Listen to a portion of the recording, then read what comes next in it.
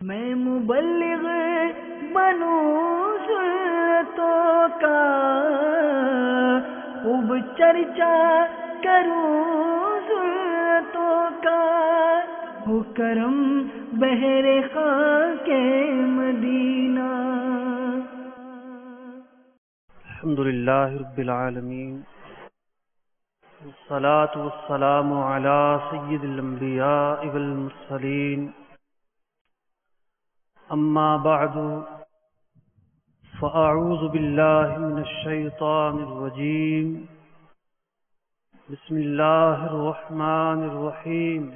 الصلاة والسلام علیک یا رسول اللہ وعلى آلك وأصحابك يا حبيب الله، الصلاة والسلام عليك يا نبي الله وعلى آلك وأصحابك يا نور الله۔ سرکار مدینہ راحت قلب و سینہ صلی اللہ تعالی علیہ وسلم نے ارشاد فرمایا، جس شخص نے کتاب میں مجھ پر درود پاک لکھا، جب تک وہ درود پاک اس کتاب میں لکھا رہتا ہے، اللہ کے فرشتے لکھنے والے کے لیے استغفار کرتے رہتے ہیں۔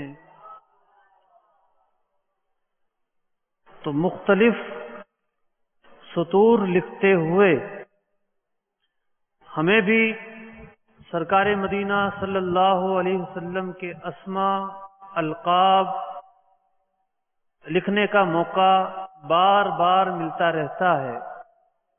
جہاں نبی اکرم صلی اللہ علیہ وسلم کے اسماء کا لکھنا، آپ کی صفات کا لکھنا بہت بڑی نیکی ہے، اس کے ساتھ ساتھ مزید برکتیں لوٹنے کے لیے درود پاک لکھنے کی بھی عادت بنا لیجئے، اور لکھنے کے ساتھ ساتھ اگر زبان سے بھی ادا کریں گے اور زیادہ برکتیں ہمیں نصیب ہوں گی۔ تو اللہ تعالی ہمیں یہ عمل کرتے رہنے کی توفیق عطا فرمائے۔ صلو علی الحبیب، اللہم صلی وسلم وبارک علی سیدنا مولانا محمد معدن الجود والکرم وآلہ واصحابہ وبارک وسلم۔ ہم آج جامعۃ المدینہ کے تحت ہونے والے اس تربیتی اجتماع میں شریک ہیں۔ آپ حضرات دعوت اسلامی کے عالمی مدنی مرکز فیضان مدینہ میں موجود ہیں۔ محترم اور پیارے اسلامی بھائیوں، ایک اچھی سے اچھی گاڑی، اعلیٰ سے اعلیٰ کمپنی کی بہت ہی مہنگی ترین گاڑی ہو، اسے سفر کرنے کے لیے کچھ چیزوں کی ضرورت ہوتی ہے۔ کچھ ایسے لوازمات ہیں جن کے بغیر وہ گاڑی سٹارٹ نہیں ہو سکتی، سفر نہیں کر سکتی۔ مثلا اس میں پیٹرول ہونا چاہیے، آئل ہونا چاہیے، اس کی سروس درست ہونی چاہیے، ٹائروں میں ہوا ہونی چاہیے۔ یہ وہ لوازمات ہیں، جب یہ پورا ہوتے ہیں تبھی اس گاڑی کی افادیت، اس گاڑی کی خوبیاں، اس کی آسائشیں ہمیں کچھ کام آ سکتی ہیں، ورنہ اس کا کوئی فائدہ نہیں۔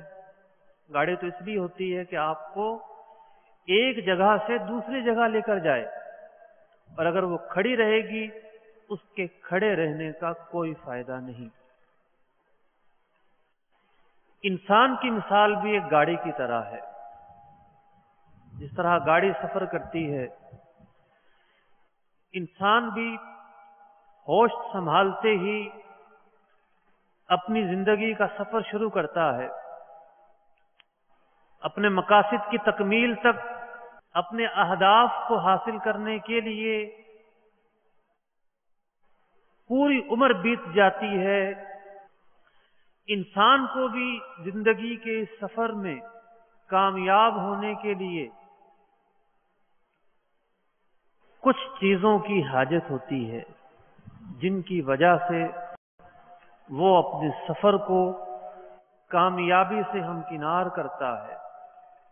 बहुत सारी ऐसी सिफात हैं, बहुत सारी ऐसी खूबियां हैं कि जिनका इंसान के अंदर पाया जाना जरूरी है, जिनके बगैर इसकी जिंदगी की जो गाड़ी है वो शाहराह पर सफर तो करती रहेगी लेकिन मंजिल तक नहीं पहुंच पाएगी। वो खसलतें बहुत ज्यादा हैं, वो साफ यूं तो बहुत ज्यादा हैं। आज मैं आपके सामने इसी कामयाबी के सफर पर रवाना होने के लिए जिन बातों की जरूरत है उनमें से दो अहम बातों की कुछ तफसील और मदनी फूल बयान करूंगा। एक का नाम है अज़्म और दूसरे का नाम है इस्तिकामत। अज़्म के मुख्तलिफ नाम हैं।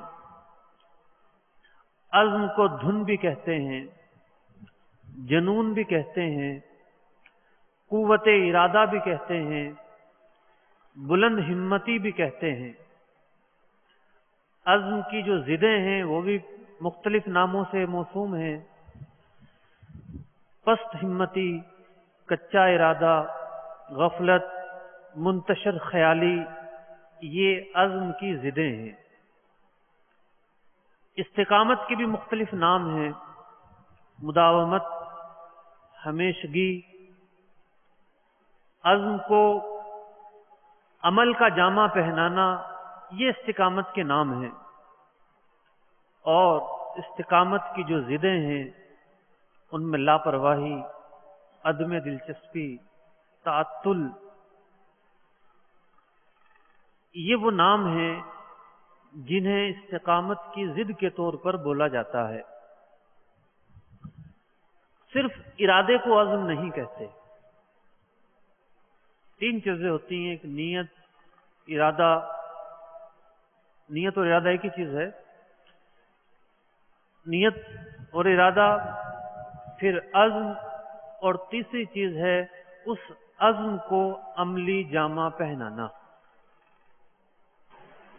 फुकाहा ने एक मसला बयान किया कि कोई शख्स गुनाह का इस तरह इरादा करे कि अज़्म मुसम्मम कर ले, अगरचे वो काम ना करे तो उसके नामा आमाल में गुनाह लिख दिया जाता है। तो अज़्म नाम है इंतहाई पुख्ता इरादे का। अज़्म एक ऐसी कुव्वत है जो इंसानों को पहाड़ों से मजबूत, शेर से ज्यादा बहादुर, घोड़े से ज्यादा तेज रफ्तार बनाती है। अल्लाह ताला ने यह सिफत सबसे ज्यादा अंबिया अलैहिस्सलाम को अता फरमाई। उन्हें अज़्म की कुव्वत ज्यादा दी गई, उनके हौसले सबसे ज्यादा बुलंद रखे गए, उनकी हिम्मतें सबसे ज्यादा कवी रखी गई। इसी बिना पर हजरत मूसा अलैहिस्सलाम बिला खौफ व खतर फिरौन का सामना करते हुए नजर आते हैं। हजरत इब्राहीम अलैहिस्सलाम नमरूद का सामना करते हुए नजर आते हैं। और नबी अकरम सल्लल्लाहु अलैहि वसल्लम जिन्होंने फरमाया कि दीन के रास्ते में, नेकी की दावत की राह में मैं सबसे ज्यादा सताया गया हूं। तारीख इस बात की गवाह है कि जब आपने दीन इस्लाम की दावत का काम शुरू किया तो क्या क्या तकालीफ आपके सामने आई। पराए तो पराए, अपने भी बेगाने हो गए। हर तरफ से मुखालफत का दौर दौरा था, लेकिन नबी अकरम صلی اللہ علیہ وسلم کا وہ عزم تھا کہ میں نے اس دنیا سے کفر کا خاتمہ کرنا ہے، شرک کا خاتمہ کرنا ہے، اعلاء کلمت اللہ کرنا ہے۔ آپ کے حوصلے مضبوط تھے۔ دنیا نے دیکھا کہ مختصر ترین عرصے میں 23 سالہ دور کے اندر عرب کی کایا ہی پلٹ جاتی ہے۔ تو انبیاء علیہ السلام کی سیرت، ان کی زندگی کا کردار ہمیں جہاں دیگر بہت ساری باتیں سکھاتا ہے، وہیں اس بات پر بھی ابھارتا ہے کہ جب کسی انسان کے ارادے مضبوط ہوں، حوصلے بلند ہوں، مضبوط قوت ارادی کا حامل ہو، تو پھر ایسا انسان پہاڑوں کو بھی پاش پاش کر سکتا ہے۔ دنیا کے آپ جس مرضی شعبہ زندگی میں نظر دوڑائیے، کامیاب لوگوں اور ناکام لوگوں کی الگ الگ فہرستیں آپ دیکھیں گے۔ یہ الگ بات ہے کہ ناکام لوگوں کو لوگ بھول جاتے ہیں، ان کا کوئی وجود نہیں رہتا۔ کامیاب لوگ ہمیشہ تاریخ کا حصہ بن کر زندہ رہ جاتے ہیں۔ ان کامیاب لوگوں کی کامیابی کا کیا راز ہوتا ہے؟ آپ کسی سائنسدان کو لے لیں، کسی ماہر استاد کو لے لیں، کسی انجینئر کو لے لیں، کسی ماہر ڈاکٹر کو لے لیں، ہر کامیاب شخص کے پیچھے ایک مضبوط ارادہ، ایک عزم مصمم، بلند حوصلے، یہ آپ کو پس پردہ نظر آئیں گے۔ اس کے برخلاف ناکام لوگوں کی اگر ناکامیوں کے اسباب کو تلاش کیا جائے تو ان کے اندر پست ہمتی، کچے ارادے، غفلت، منتشر خیالی، اس طرح کے عیوب آپ کو دیکھنے کو ملیں گے، جس کی وجہ سے آپ دیکھتے ہیں کہ لوگ ناکام ہو کر گھر بیٹھ جاتے ہیں۔ اور ایسے لوگ یہ نہیں کہ کسی ایک فیلڈ میں ناکام ہو گئے، اگر یہ اپنی روش سے باز نہیں آتے تو جہاں یہ قدم رکھتے ہیں وہاں ناکامیاں ان کا سامنا کرتی ہے۔ ویسے تو عزم اور استقامت دو الگ الگ چیزیں ہیں، لیکن دونوں باہم ایک دوسرے سے انتہائی مربوط ہیں، کیونکہ عزم نام ہے ارادے کا اور استقامت نام ہے عمل درآمد کا۔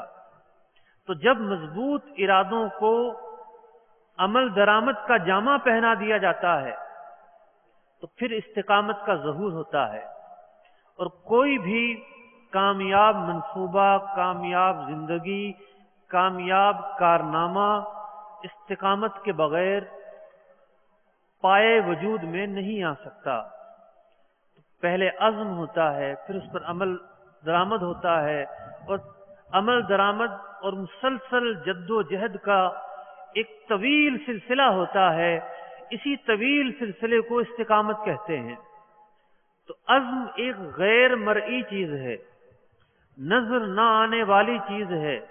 ہم کسی استقامت کے ذریعے، کسی کام کی کامیابی کے ذریعے یہ اندازہ لگاتے ہیں کہ اس کام کے کرنے والے کے عزم انتہائی مضبوط تھے، جبھی اس نے اتنا بڑا کام کر لیا۔ اس کے راستے میں پریشانیاں آئیں، مصیبتیں آئیں، آزمائشیں آئیں، نہ جانے کن کن حالات سے گزرنا پڑا۔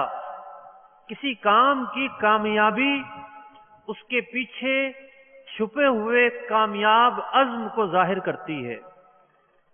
پھر ایک اور بات کا جاننا یہاں ضروری ہے کہ ہر عزم نیک نہیں ہوتا۔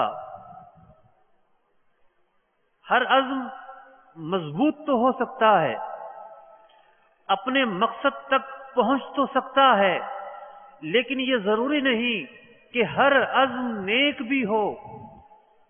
دنیا کے بہت سارے لوگ ہیں جو ناجائز کام کرتے ہیں، اسمگلنگ کرتے ہیں، چوری ڈکیتیاں کرتے ہیں، دھوکہ دہی کرتے ہیں، ان کے بھی عزم بڑے مضبوط ہوتے ہیں۔ وہ ٹھان لیتے ہیں کہ جناب ہم نے راتوں رات کروڑ پتی بننا ہے، اور اسی دھن کے اندر اپنی زندگی کا سفر جاری رکھتے ہیں، نہ دن دیکھتے ہیں، نہ رات دیکھتے ہیں، نہ حلال دیکھتے ہیں، نہ حرام دیکھتے ہیں۔ ان لوگوں میں بھی دھن ہوتی ہے، جنون ہوتا ہے، عزم ہوتا ہے۔ تو عزم کی دو قسمیں ہیں، ایک وہ عزم جو نیک عزم ہو، جس کے پیچھے روحانی قوتیں ہوں، دوسرا وہ عزم جو برا عزم ہو، شریر عزم ہو، جس کے پیچھے شیطانی سوچ ہو۔ تو یہ ضروری نہیں کہ ہم کسی کامیاب اور پائے تکمیل کام کو پہنچ کر اس کی تعریف کرنا شروع کر دیں۔ ہم یہ دیکھیں گے کہ اس کام کے مقاصد کیا ہیں۔ نیکی اور بدی کا انحصار مقاصد پر ہے۔ تو پتہ یہ چلا کہ عزم اور استقامت کی اس گفتگو کے اندر سب سے بنیادی چیز اور مرکزی چیز وہ مقاصد ہیں، کہ آپ جو کام کر رہے ہیں اس کام کے کرنے کے مقاصد کیا ہیں، وہ کیا چیز ہے جو آپ حاصل کرنا چاہتے ہیں، وہ چیز کس درجے کی ہے۔ بہت سارے لوگ اب نیک اور جائز مقاصد میں بھی دو راستوں میں تقسیم ہو جاتے ہیں۔ بعض وہ لوگ ہوتے ہیں جو بہت چھوٹی چھوٹی معمولی سی امیدوں کو قائم کرتے ہیں، اپنی زندگی کا بہت ہی چھوٹا سا مقصد بناتے ہیں، اور اس تک پہنچ کر یہ سمجھتے ہیں کہ ہم نے بہت مضبوط قلعہ سر کر لیا ہے۔ بہت سارے وہ لوگ ہوتے ہیں کہ جن کے مقاصد بہت اعلیٰ اور عرفہ ہوتے ہیں، تھکا دینے والے ہوتے ہیں، طویل المدت ہوتے ہیں،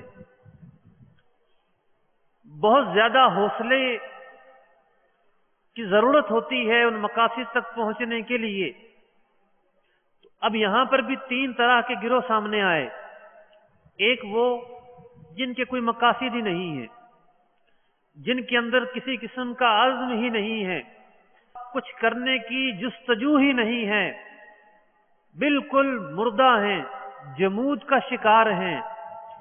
دوسری کیٹیگری کے وہ لوگ ہیں کہ جو کچھ کرنا تو چاہتے ہیں، لیکن جتنی ان کے اندر صلاحیتیں پائی جاتی ہیں وہ ان صلاحیتوں کے مقابلے میں بہت ہی مختصر کام کرنا پسند کرتے ہیں، بہت چھوٹے چھوٹے کام کر کے اپنے آپ کو خوش کر لیتے ہیں، اپنی زندگی کے اندر بہت زیادہ کام کر سکتے تھے لیکن نہیں کرتے۔ تیسری قسم کے وہ لوگ ہیں کہ جو ایسی چیزوں کو اپنی زندگی کا ہدف بناتے ہیں کہ جن تک پہنچ کر ساری زندگی کے لیے انہیں خوشیاں حاصل ہوتی ہیں۔ مثال کے طور پر آپ طالب علم ہیں، اب بہت سارے طلباء ہوں گے جو جمود کا شکار ہوں گے، انہیں پتہ ہی نہیں ہوگا ہم کیوں پڑھ رہے ہیں، ہمارے مقاصد کیا ہیں، ہمارا ہدف کیا ہے، ہم نے کہاں تک پہنچنا ہے۔ بہت سارے وہ ہوں گے جنہوں نے اپنے اہداف قائم کیے ہوں گے، لیکن وہ اہداف بہت محدود درجے کے ہوں گے۔ مثلا مسجد کے امام بن جائیں گے،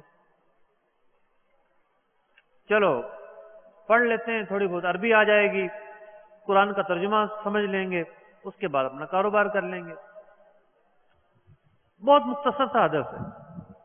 اس کے برخلاف بعض وہ طلباء ہوں گے جن کے اندر ایک دھن ہوگی کہ مجھے مفسر بننا ہے، مجھے قرآن کریم فرقان حمید کا عالم بننا ہے، مجھے علم تفسیر میں بڑا کام کرنا ہے۔ بہت سارے وہ ہوں گے جو علم حدیث کے اندر مہارت کے اہداف رکھتے ہوں گے، ان کی تمام تر کاوشوں، کوششوں اور محنت کا مقصد یہ ہوگا کہ میں نے علم حدیث کے اندر بہت زیادہ محنت کرنی ہے، اور اس علم کے اندر بڑا خلا ہے، بہت زیادہ کام کرنے کی ضرورت ہے۔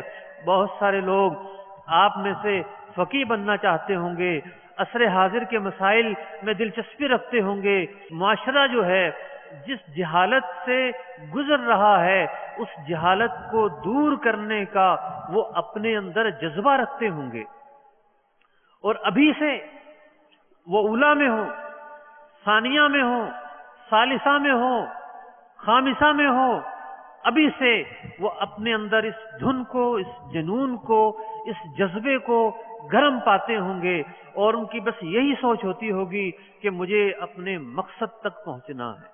اللہ رب العزت نے اعلان فرما رکھا ہے، والذین جاہدوا فینا لنہدینہم سبلنا، جو ہماری راہ میں کوشش کرتے ہیں ہم ان کے لیے راہیں کھول دیا کرتے ہیں۔ تو پھر کیوں کر یہ ناممکن ہے کہ انسان کوشش کرے اور اپنے اہداف تک نہ پہنچے؟ تو خلاصہ یہ نکلا